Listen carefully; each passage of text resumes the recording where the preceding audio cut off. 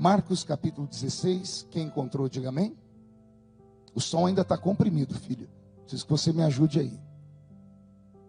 E passado o sábado, Maria Madalena e Maria, mãe de Tiago e Salomé, compraram aromas para irem ungí-lo. E no primeiro dia da semana foram ao sepulcro de manhã cedo, ao nascer do sol. E diziam umas às outras: quem nos revolverá a pedra da porta do sepulcro? E olhando viram que já a pedra estava revolvida, e era ela muito grande. E entrando no sepulcro, viram um mancebo assentado à direita, vestido de uma roupa comprida, branca, e ficaram espantadas. Porém ele disse-lhes: não vos assusteis, buscais a Jesus o Nazareno, que foi crucificado. Ele já ressuscitou, não está aqui. Eis aqui o lugar onde o puseram.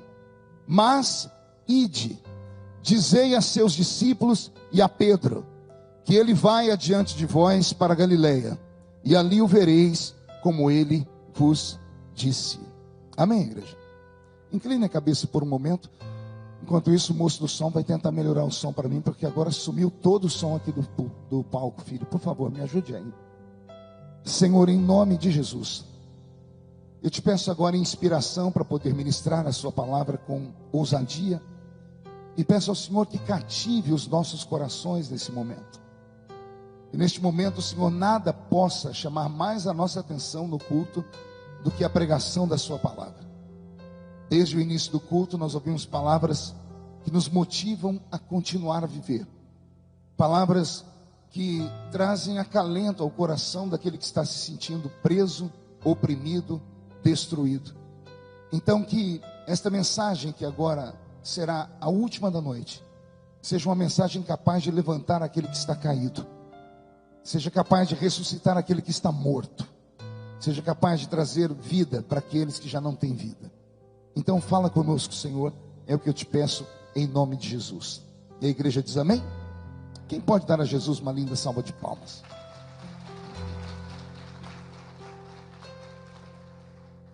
A Bíblia Sagrada inteira, ela é a boca de Deus falando conosco. Raramente o crente, quando está em desespero, ao abrir a Bíblia, não encontra nela uma palavra que o motive ou que o faça caminhar mais uma milha, mais uma légua. O capítulo 16 do Evangelho de São Marcos é um destes trechos da Bíblia. Ele vai contar aqui para nós a história de um homem chamado Pedro. E Pedro foi um dos guerreiros do Senhor Jesus quando aqui na terra esteve. O Senhor o vocacionou quando ele estava pescando. E pense você que naquela época pescar seria mais ou menos o similar a nós aqui no interior de São Paulo, que trabalhamos na lavoura. Porque naquela terra, na terra de Jerusalém, Judeia, Capadócia, Panfilha, toda ela era ladeada por águas, por mar. Então o povo vivia da pesca. Os pescadores não tinham estudo, eles eram analfabetos. Então trabalhavam para levar o sustento à sua família. E Jesus, quando passou por aqui e quis montar uma grande comitiva, quis repartir o talento, o dom que ele tinha com homens e mulheres para poderem levar a sua palavra um pouquinho mais além, ao invés de ele ir nas grandes cátedras, ao invés de ele ir na Universidade de Jerusalém, que naquela época era administrada pela grande mente pensante do seu tempo, o filósofo Dr. Gamaliel, ao invés do Senhor Jesus ir no Palácio dos Reis e procurar ali os escribas, os prefeitos, ao invés do Senhor Jesus ir até os homens mais poderosos e ricos, resolveu ele caminhar entre os mais humildes, entre aqueles que não tinham nada a oferecer, a não ser a sua própria alma. E foi um dia na beira do mar que o Senhor viu dois pescadores. Ambos estavam dentro do barco, entristecidos, porque nada havia acontecido durante a sua pescaria. E ali o Senhor os vocaciona para andar ao seu lado. Um deles foi João e o outro foi Pedro. Pedro e João, portanto, eram sócios em uma embarcação de pesca. Depois que Pedro começou a andar com Jesus, ele viu coisas extraordinárias. Ele viu Jesus levantar paralíticos. Ele viu Jesus dar a vista aos cegos. Ele viu os mudos falarem. Ele viu até mortos ressuscitarem. E como ele se aproximou um pouquinho mais de Jesus, ele viu coisas que os outros discípulos não viram. Por exemplo, quando o Senhor Jesus subiu no alto de uma montanha, lá no Monte Tabor, ele levou consigo apenas Pedro, Tiago e João. E ali pediu para que eles ficassem parados em um canto e não se assustassem com o que eles veriam a seguir. Jesus se afasta deles a distância de um tiro de flecha, 28 metros. Ele abre os braços e o corpo de Jesus começa a resplandecer como o sol. O seu rosto brilha mais do que a luz do sol.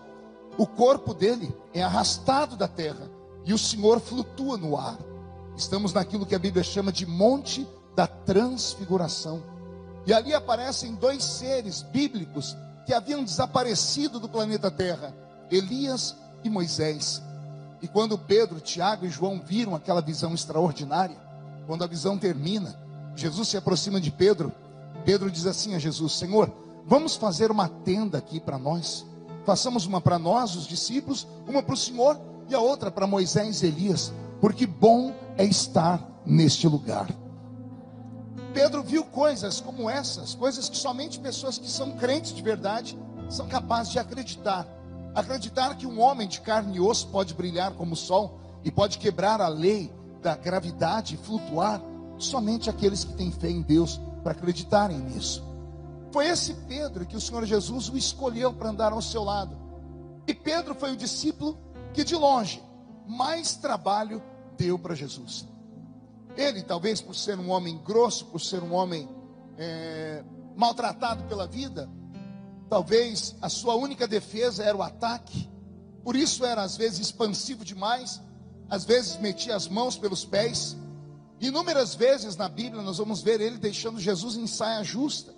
Por exemplo, quando o Senhor Jesus enviou os discípulos para o meio do mar, ele disse: eu encontro vocês do outro lado da banda do mar. Os discípulos não questionaram como é que o Senhor iria atravessar o mar naquele dia, mas eles sabiam que de alguma forma ele daria um jeito. E de repente, os discípulos, no meio da madrugada, são violados por uma tempestade. E a tempestade vai fazer o barco quase ir a pique. E de repente não bastasse somente o vento soprando, as ondas batendo no barco, não bastasse o pavor que eles estavam sentindo da própria morte, eles olham para o meio do mar e lá vem uma figura andando em cima das águas. O seu corpo brilhava. E os discípulos, ao invés de sentirem paz, sentiram mais medo ainda, porque gritaram: é um fantasma que vem ali. E no meio daquela tempestade, aquele vulto usando roupas que resplandeciam, abriu a boca dizendo: não é um fantasma, sou eu. E quando ele disse sou eu, eles entenderam que era o próprio Jesus. Mesmo assim, alguns tiveram dúvida, mas não Pedro. Pedro foi para perto do barco, olhou para o meio da tempestade e disse: se és tu, me manda ir ter contigo. E Jesus disse: vem, Pedro. E Pedro, o Pedro da Bíblia, o pescador, ao invés de usar um pouquinho de prudência, ao invés de jogar uma corda em forma de escada para fora do barco, ao invés de ele descer pela corda, tocar com os pés nas águas para ver se estava sólido, porque qualquer um que pulasse ali dentro iria afundar. Ao invés de Pedro ter essa prudência, não tinha prudência nenhuma, ele simplesmente joga o corpo dele por cima do barco. E os discípulos que estavam ali amedrontados vêm para ver Pedro afundar. E quando eles olham no mar, está Pedro. Parece que ele está em cima de uma prancha de surf. Está equilibrado e ele está dizendo: gente, é um homem mesmo, porque eu estou aqui andando em cima das águas igual ele. Os discípulos agora partem do medo para a inveja, porque Pedro está andando em cima das águas e os outros não tiveram coragem nem de fazer isso. E quando Pedro está se aproximando de Jesus, a Bíblia diz que o vento sopra. E o vento soprou tanto que fez Pedro perder o rumo de onde estava olhando. E ele olhou para a esquerda e viu a tempestade. Ele olhou para a direita e viu as ondas se levantarem. E nesse momento a fé de Pedro vai desaparecendo. E ele começa a afundar nas águas. Jesus, percebendo isso, apressa o passo e pega Pedro pelas mãos. E Jesus coloca um apelido em Pedro que pegou. Até hoje todo mundo lembra de Pedro e fala isso dele. Pedro é o homem de pouca fé. Porque todo mundo diz: Pedro é um homem de pouca fé porque afundou no mar. Aí eu faço uma pergunta para vocês: se Pedro era um homem de pouca fé, mas teve coragem de pular no meio de uma tempestade dentro do mar. Que fé tinham os outros que estavam lá no barco? Os outros não tinham fé nenhuma. Então é melhor ter um pouquinho de fé do que não ter fé alguma. E aquele homem com um pouco de fé que teve, rompeu com as leis naturais da vida. Eu fico imaginando Jesus colocando Pedro dentro do barco agora, e os discípulos chamando Jesus de um lado e dizendo: Senhor, desculpa, é que nós estamos cansados. Cada um dando uma desculpa para a sua falta de fé. Nós trabalhamos muito, remar até aqui não foi fácil. Ontem nós ficamos em vigília. Cada um dando uma desculpa. E todo mundo dizendo: e o Senhor também perdoa Pedro, viu? Porque Pedro fica aí colocando o Senhor em saia justa. Olha, o Senhor teve que enfiar a mão nas águas para ele não morrer. Pedro é um homem de pouca fé. Eu imagino Pedro pedindo a palavra e dizendo: é verdade, Jesus, os discípulos têm razão. Eu sou um homem de pouca fé. Mas todas as vezes que forem contar a história de que seres humanos quebraram a lei da gravidade e que andaram em cima das águas como se estivessem andando em uma estrada, vão lembrar de dois nomes só. Um é o seu, Jesus, porque o Senhor é Deus encarnado. O outro será o meu nome, Pedro, porque eu andei. E alguém pode acusar, mas afundou. Mas ninguém pode tirar dele isso. Afundei, mas antes eu andei. Afundou, mas eu andei. Com Pedro eu aprendo uma coisa aqui. Pergunte o quê? É melhor ir e voltar do que nunca ir. É melhor ter coragem de enfrentar algo, e mesmo sendo vencido ou perder a batalha, do que passar a vida inteira com a dúvida: o que teria acontecido se eu tivesse tido coragem? Quantas pessoas que estão aqui agora me ouvindo, e quantas ainda vão ouvir essa palavra, porque ela vai ficar nas mídias sociais, que perderam chances na vida por falta de coragem, por falta de uma fé verdadeira, porque não quiseram ousar sair daquele pedacinho de conforto que tinham. E olhe que o que tinham era quase nada, mas preferiram pagar para ver do que ousar dar um passo de fé. E a vida passou. Dizia eu esses dias a um grupo de amigos uma frase que eu aprendi quando ainda fazia cursos de teologia. Uma fábula diz que um dia a água, o fogo e a oportunidade se encontraram. E andando muito rápido, a água perguntou para o fogo: onde você mora? Onde eu te encontro? Se a gente se perder do meio da caminhada. E o fogo disse: basta pegar 2 gravetos e esfregar um no outro, ou pegar pedras e bater uma na outra, e você vai ver as minhas faíscas saírem, ali eu habito. E o fogo disse: e você, água, onde eu te encontro depois daqui? Ela disse: basta você cavar um poço bem fundo, e você me encontrará nos lençóis freáticos no fundo da terra. A água e o fogo viram que a oportunidade não parava para nada, e ambas perguntaram: e você, oportunidade? Onde a gente te encontra? Onde você mora? E a oportunidade disse: eu estou passando. 3 pessoas entenderam. Vou falar de novo. A oportunidade, não tenho morada. Eu estou passando. Aquele que conseguir me abraçar, aquele que conseguir pegar a oportunidade, vai romper na vida e vai vencer. Então, em nome de Jesus, comece a aprender com Pedro aqui. Não olhe somente para as coisas ruins que ele fez. Não olhe somente para as fraquezas de Pedro. Olhe para os grandes ensinamentos. Jesus se apaixonou por Pedro por causa de uma coisa só. Porque ele viu que Pedro tinha vontade. Pedro não tinha força. Deus não procura força no ser humano, porque Ele sabe que o ser humano tem uma natureza caída e fraca. Mas Deus procura no ser humano vontade, desejo de acordar pela manhã e romper para trazer o pão de cada dia para a sua família, desejo de crescer e ser alguém além daquilo que a sociedade já desenhou para você ser. Alguém que tenha coragem de sonhar, alguém que tenha coragem de ver o invisível, de acreditar no incrível. É isso que Deus está procurando aqui nesta noite. Se Deus encontrar aqui um homem ou uma mulher, por mais maluco que seja, capazes de acreditar que aquilo que os olhos não podem ver, podem acontecer na vida dele, Deus pegará na mão desta criatura e vai saltar muralhas com ela. Por isso nós falamos sobre a fé. O que é a fé? Fé é a certeza de que algo que você deseja está a um palmo no seu nariz, mesmo você não vendo, mesmo que você não sinta. Muitos crentes são levados por sentimento. Pastor, eu não faço porque eu não estou sentindo.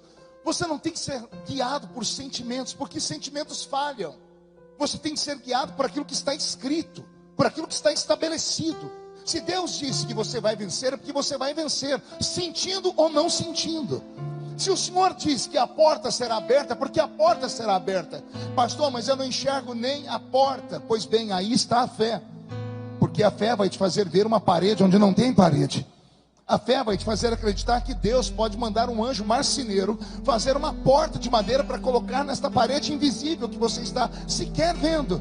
E quem sabe, você pode atravessar esta porta e encontrar um milagre do lado de lá. Quando eu pego o exemplo do apóstolo São Pedro, eu pego o exemplo de alguém em quem eu posso me identificar. É muito difícil eu falar aqui com os irmãos sobre Moisés, o maior profeta que a terra já viu.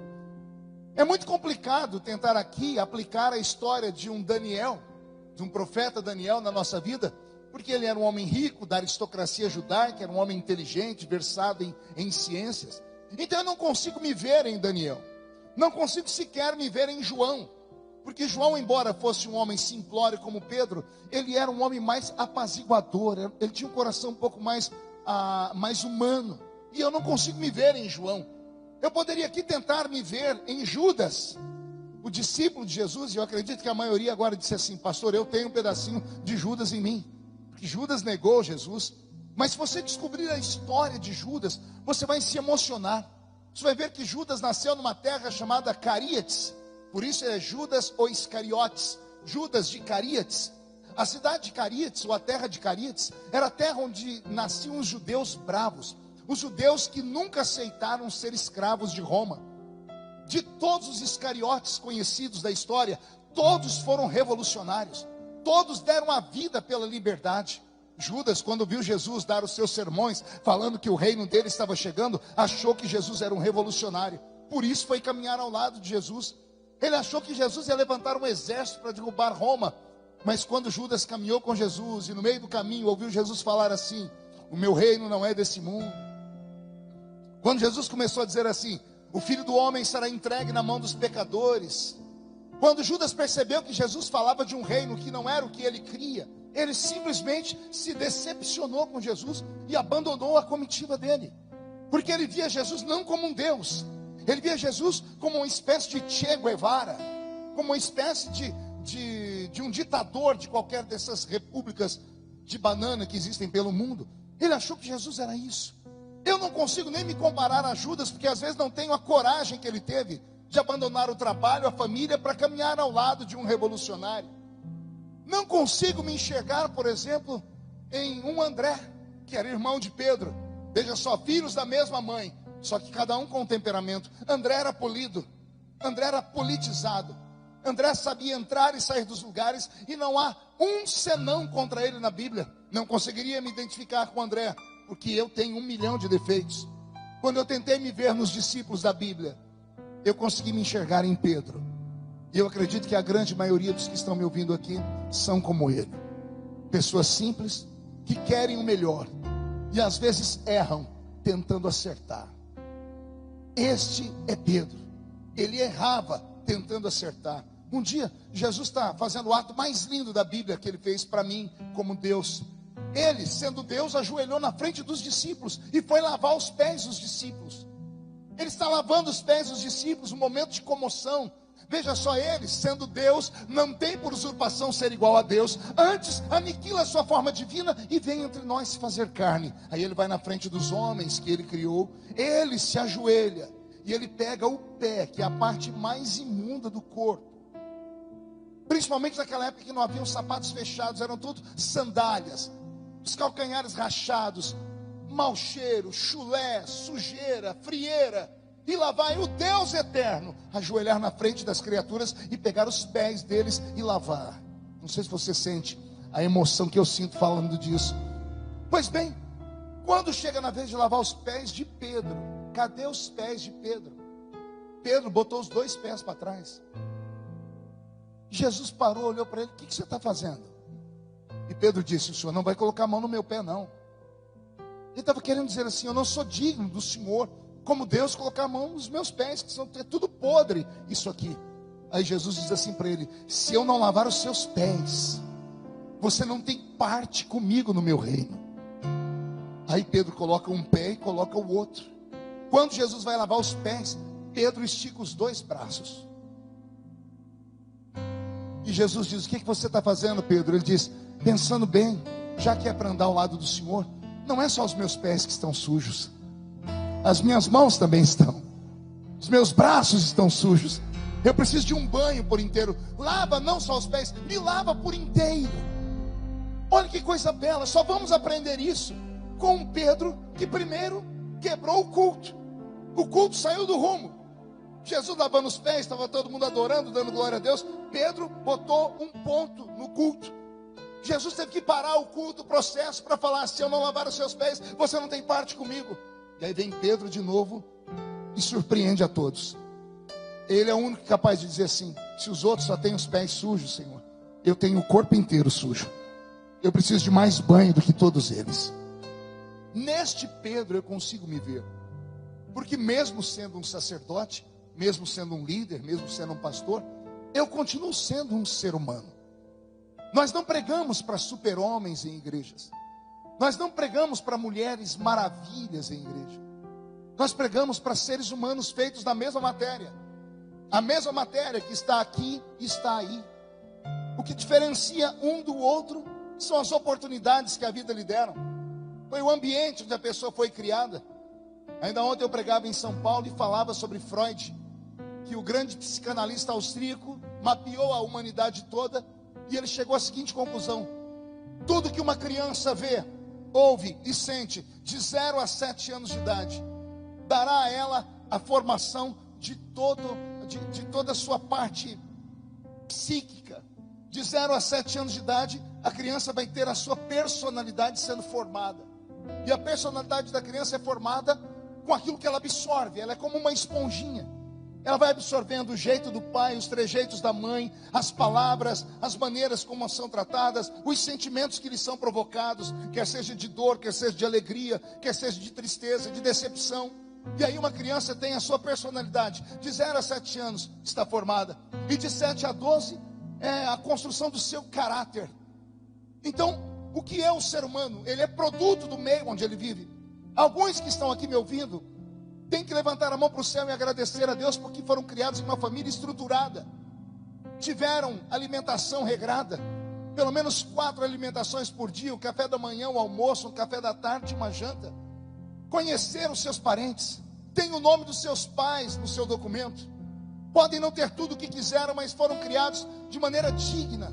Essas pessoas geralmente são as pessoas que mais se dão bem na vida, porque elas cresceram com a sua autoestima erguida.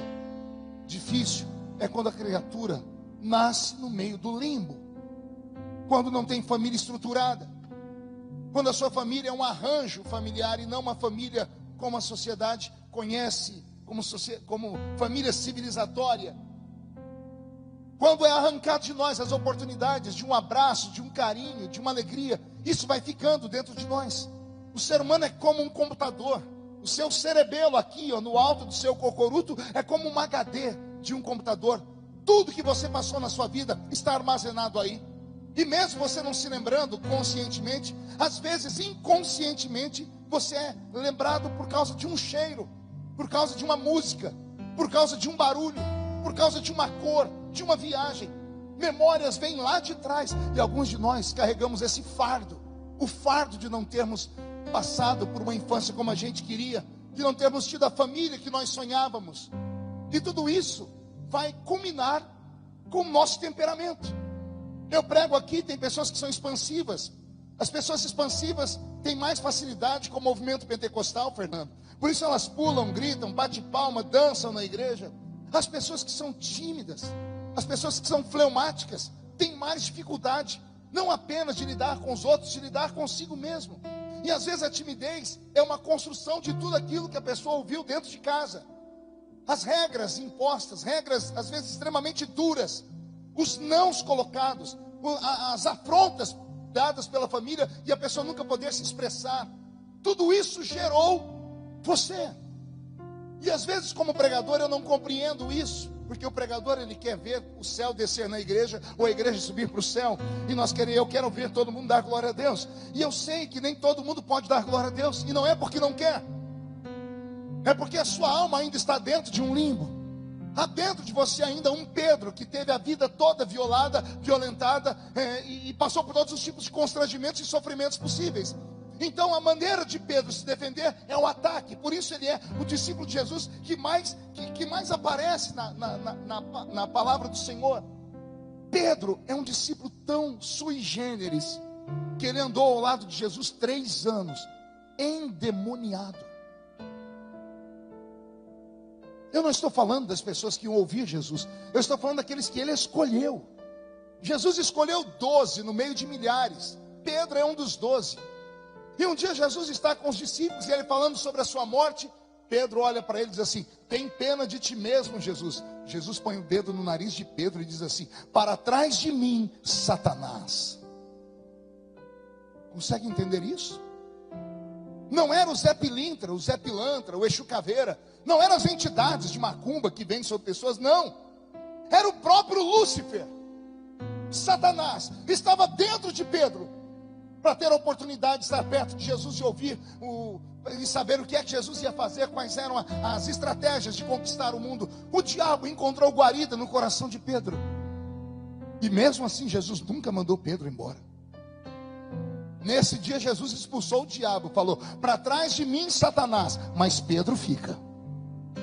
Oh glória, alguém entendeu? Eu vou falar de novo.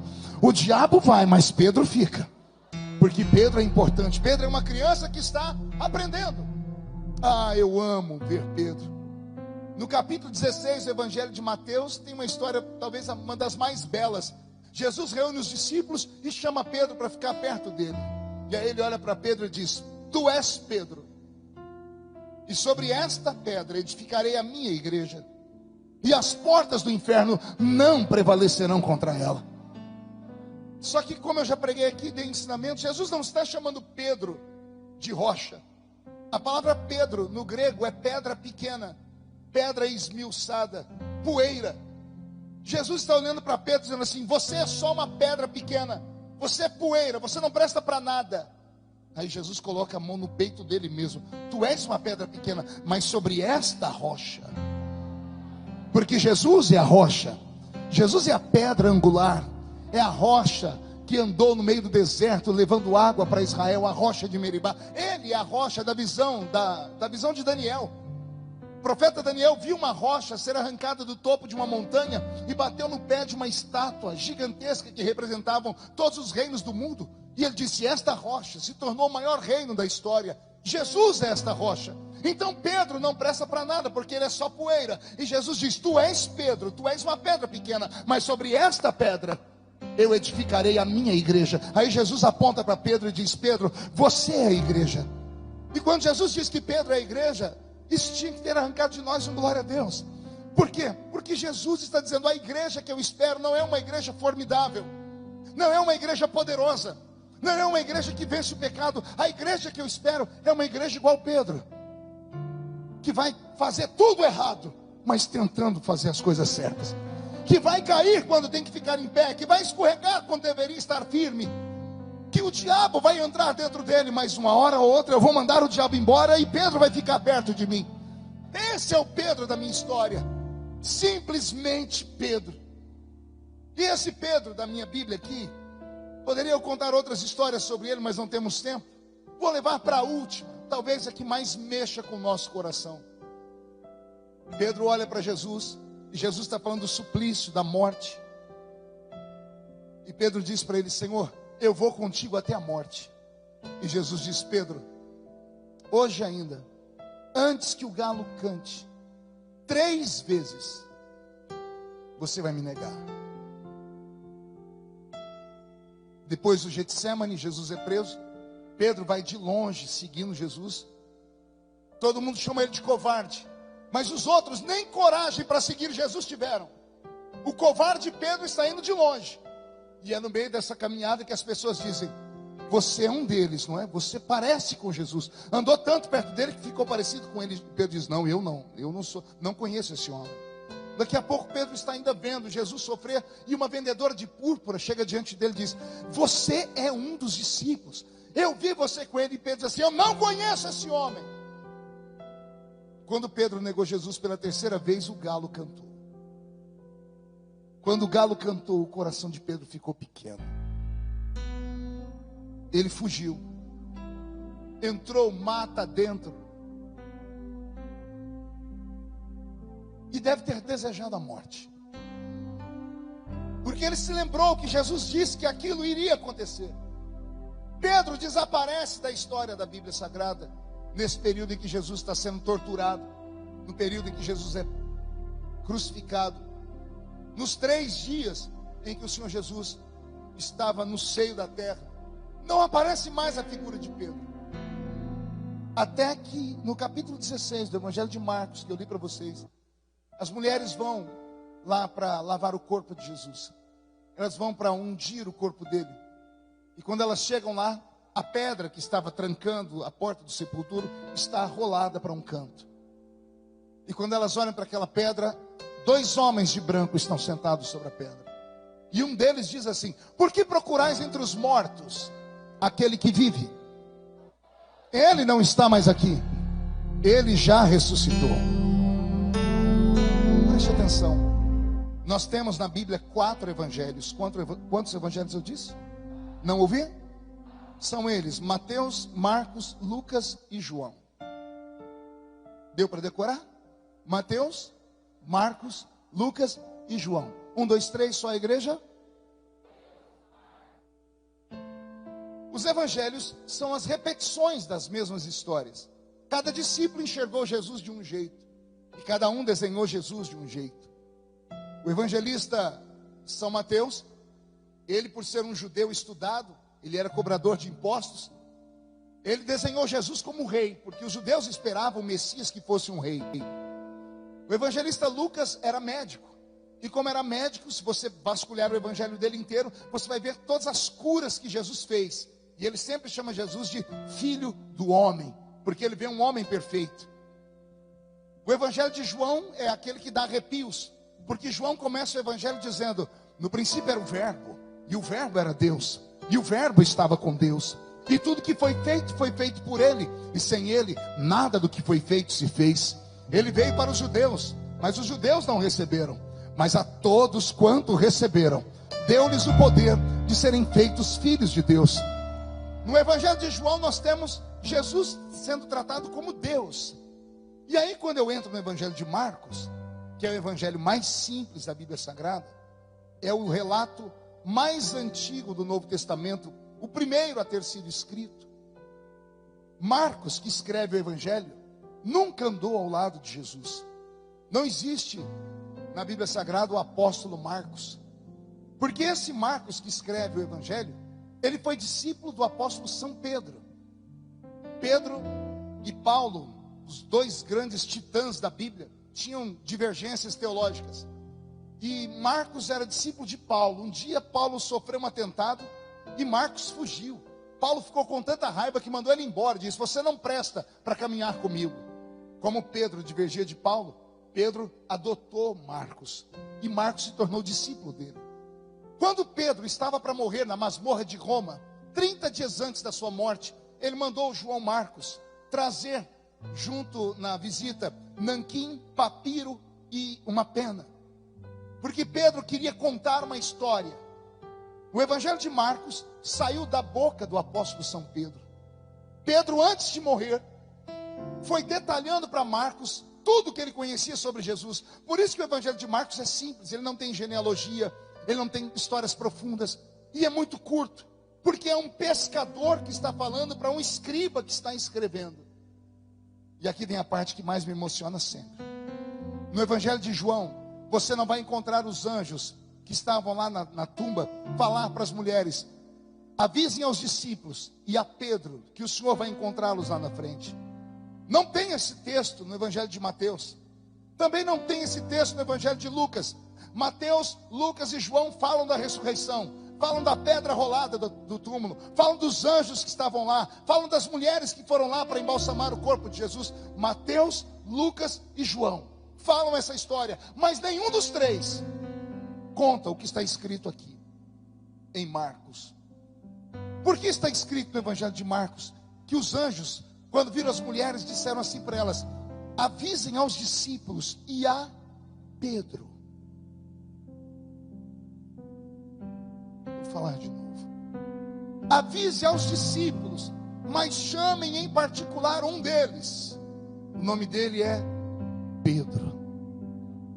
Contem para todo mundo sobre a ressurreição, mas para um, vocês vão lá no ouvido dele. Avisem a Pedro que o Senhor vai encontrar com ele lá na frente. Vou desenhar para você a cena. As mulheres foram lá para embalsamar o corpo de Jesus. A casa estava trancada, todos com medo de Roma, todos com medo de serem crucificados também. Pedro estava lá na casa, num canto escuro, em depressão profunda, se sentindo o lixo dos lixos. Sentiu uma pontinha de inveja de Judas, porque Judas pelo menos teve coragem de ir lá e se matar. Na mente das pessoas passava essa história. Negou, mas foi lá e se matou. O Pedro é tão covarde que nem se matar consegue. É tão fraco que negou Jesus diante de uma vendedora de púrpura. E ele que andava com Jesus para todos os lados, ele que viu a filha de Jairo ressuscitar, porque quando Jesus entrou dentro da casa de Jairo, lá no quarto onde a menina estava morta, Jesus deixou somente Pedro, Tiago e João entrarem ali. Pedro, que no dia em que Jesus foi traído, estava lá no Getsêmani. Jesus chamou eles e disse assim: a minha alma está profundamente triste até a morte. Jesus não contou isso para todos, somente para Pedro, Tiago e João. Pedro era um dos íntimos dele, e o íntimo dele negou ele diante de todo mundo. Ele está trancado dentro da casa, não tem força para mais nada. De repente a porta da casa abre, entram as mulheres esbaforidas, felizes, sorridentes e cantando.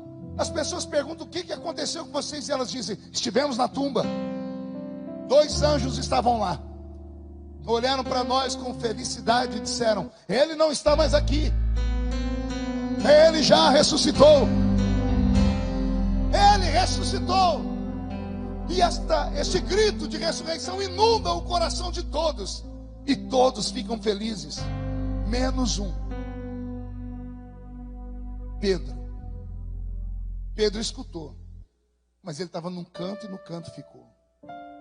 Porque se Jesus ressuscitou, ele diz a si mesmo: eu não presto para andar ao lado dele.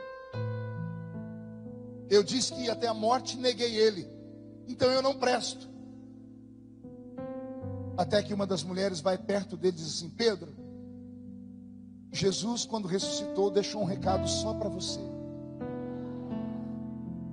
Ele não lembrou de João, ele não lembrou de André, ele não lembrou de Mateus, ele não lembrou de Filipe, ele não lembrou de Bartolomeu, ele não lembrou de Tomé, ele só lembrou de você, Pedro.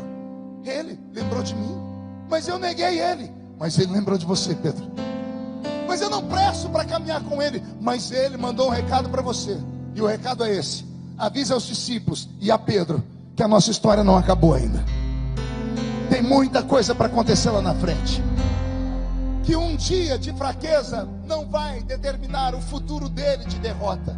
O Senhor ainda confia em você, Pedro. E mais, esse recado Jesus mandou uma mensagem para Pedro dizendo assim: nada do que você faça é capaz de me deixar triste com você.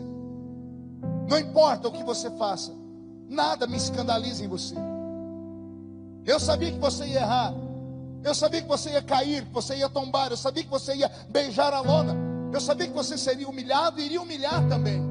Mas mesmo assim, eu te quero do meu lado, Pedro. Eu acho que o culto todo, Jesus está mandando um recado para alguém aqui dentro. Começou com o pastor Elias, falando que nenhuma condenação há para os que estão em Cristo Jesus. Porque o diabo só pode mexer com as pessoas quando ele acusa as pessoas dos seus erros, das suas fraquezas e das suas misérias. E isso nos faz separação diante de Deus. Mas o profeta tomou a tribuna e disse: nenhuma condenação há para os que estão em Cristo Jesus. Aí veio o presbítero Clodoaldo e contou a bela história da mulher pega no ato de adultério. Não era fofoca, ela foi pega no ato de adultério. A lei mandava matar aquela mulher, todo mundo iria defenestrá-la. Mas Jesus se aproxima dela e diz: quem não tem pecado, atire a primeira pedra. E ele olha para ela no final e diz assim: se os teus acusadores, que são homens pecadores, não te acusam, eu também não posso te acusar. Agora tem uma coisa interessante aqui nessa história do presbítero Clodoaldo. Pergunte o quê? Só falo se todo mundo perguntar. O que foi que Jesus disse mesmo para aquela multidão? Quem não tem pecado, atire a primeira pedra. Só tinha um ali que não tinha pecado. Quem era? Não ouvi. Mas ele saiu da boca dele: quem não tem pecado, atire a primeira pedra. E Jesus atirou a pedra, mas não uma pedra. Ele se atirou, porque ele é a pedra, ele é a rocha, ele é a pedra angular, a pedra de esquina que eu já disse aqui. Então Jesus se joga em cima da mulher, dizendo assim para ela: se os teus acusadores não te acusam, eu tampouco te acuso. Vai, vai, não peques mais. Era a maneira do Senhor Jesus dizer assim: haverá sempre uma segunda chance para todos aqueles que servem a Ele.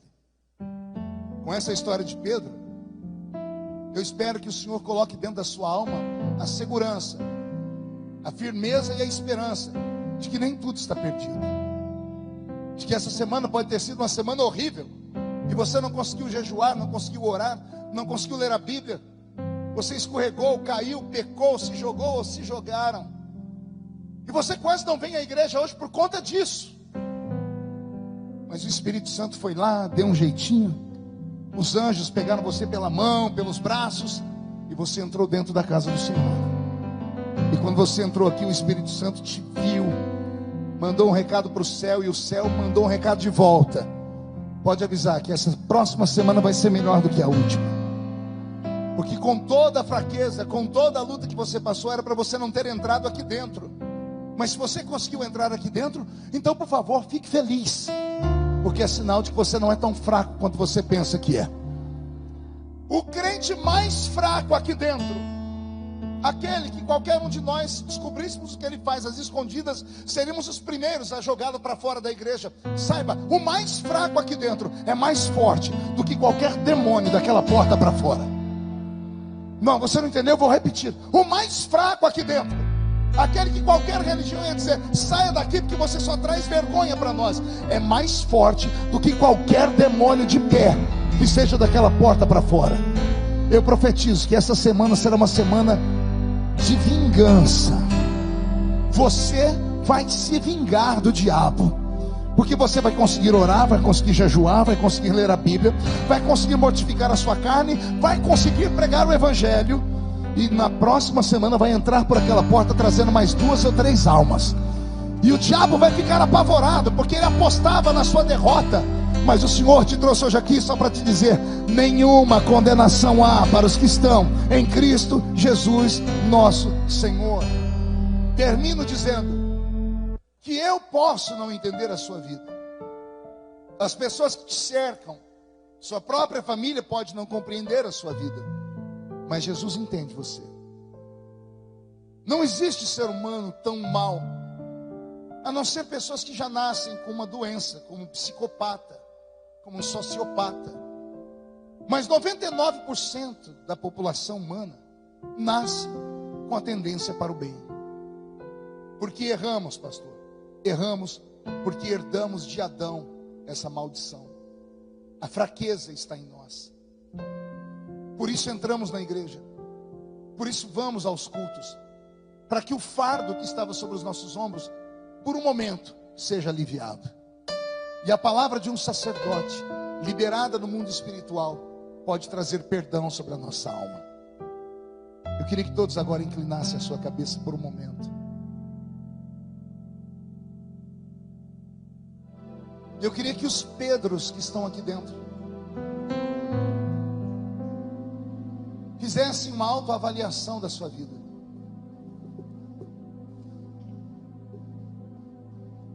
E enxergassem em Jesus o escape para a sua alma. Eu gostaria que os Pedros que estão aqui hoje não desistissem das suas vidas, não desistissem das suas histórias, não desistissem da casa do Senhor, da igreja, da fé. Porque eu sei que alguns lutam, e lutam muito para tentar firmar os passos. E às vezes quando os passos não se firmam, vem um desânimo, e a vontade que tem é abandonar tudo e voltar lá para fora e chafurdar no meio da lama. E o Senhor, sabendo dos seus sentimentos, tomou os meus lábios nessa noite para te dizer: eu te entendo, eu vou te ajudar. Essa fraqueza não vai te destruir, nem vai te matar. Também não vai acabar com a sua família, nem com o seu trabalho. O Senhor vai estender as mãos sobre você, e um tempo de muita alegria virá sobre a sua alma.